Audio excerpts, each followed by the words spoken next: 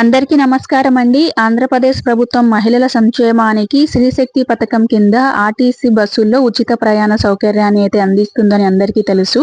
ఈ పథకం ఆగస్టు 15 నుంచి రాష్ట్ర వ్యాప్తంగా అమలులో రానుంది. ఆగస్టు 15 స్వాతంత్ర దినోత్సవ వేడుకలు అయిపోగానే మధ్యాహ్నం సీఎం గారు ఈ పథకాన్ని అయితే ప్రారంభించబోతున్నారు. పథకం వల్ల మహిళలు రాష్ట్రంలో వివిధ బస్సుల్లో ఖర్చు లేకుండా ప్రయాణించవచ్చు. ఏ బస్సుల ఉచిత ప్రయాణం ఉండబోతుందో ఒకసారి చూద్దాం. పల్లె వెలుగులు, ఆల్ట్రా పల్లె వెలుగులు, సిటీ ఆర్డినరీ, మెట్రో ఎక్స్ప్రెస్ బస్సులు వీటిలో మాత్రమే ఉచిత ప్రయాణం ఉంటుంది లేడీస్ కి అయితే. ఇక ఉచిత బస్సు ప్రయాణం ఉండని బస్సులు అయితే నాన్ స్టాప్ సర్వీసులు, ఇంటర్ స్టేట్ బస్సులు, కాంట్రాక్ట్ క్యారేజీ, చార్టర్డ్ ప్యాకేజ్ టూర్లు, Saptagiri express, Alta deluxe, super luxury అలాంటి ఏసీ బస్సులు కూడా ఉంటాయి కదా, అలాంటి వాటిలో ఉచిత ప్రయాణం అనేది ఉండదు. వాటిలో అయితే అమౌంట్ కట్టి వెళ్లాల్సి ఉంటుంది. అయితే ఈ ఉచిత బస్సుల్లో కూడా ఒక చోట మినహాయింపు ఉంది. అదేంటి అంటే తిరుపతి నుంచి తిరుమలకి వెళ్లే సప్తగిరి ఎక్స్ప్రెస్ బస్సులు ఈ ఉచిత ప్రయాణం నుంచి మినహాయించబడ్డాయి.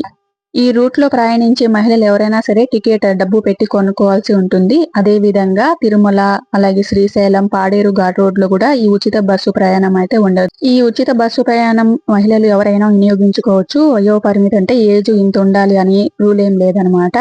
దీనికైతే గుర్తింపు కోసం ఆధారు, ఓటర్ కార్డు లేకపోతే రేషన్ కార్డు చూపిస్తే చాలు. ప్రస్తుత రోజుల్లో సుమారు 15 లక్షల మంది మహిళలు ఆర్టీసీ బస్సుల్లో ప్రయాణిస్తున్నారని, ఈ ఉచిత సౌకర్యం వల్ల ఈ సంఖ్య దాదాపు 26 లక్షలకి పెరిగే అవకాశం ఉందని అధికారులైతే అంచనా వేస్తున్నారు. ఇక రేపటితో శ్రీశక్తి పథకం కింద మహిళలకు ఉచిత బస్సు ప్రయాణం అయితే ప్రభుత్వం కల్పించబోతుంది. ఈ పథకం అందరికీ మంచి జరుగుతుందా లేదా అనేది, ఎలా ఉంటుంది అనేది చూడాల్సి ఉంది. ప్రభుత్వం ప్రవేశపెట్టబోయే శ్రీశక్తి పథకం మీద మీ అభిప్రాయాన్ని తప్పకుండా కామెంట్ చేయండి. వీడియో నచ్చితే తప్పకుండా వీడియోకి లైక్ ఇచ్చి, కొత్తగా ఎవరైనా చూస్తూ ఉంటే తప్పకుండా మా ఛానల్ ని సబ్స్క్రైబ్ చేసుకోండి.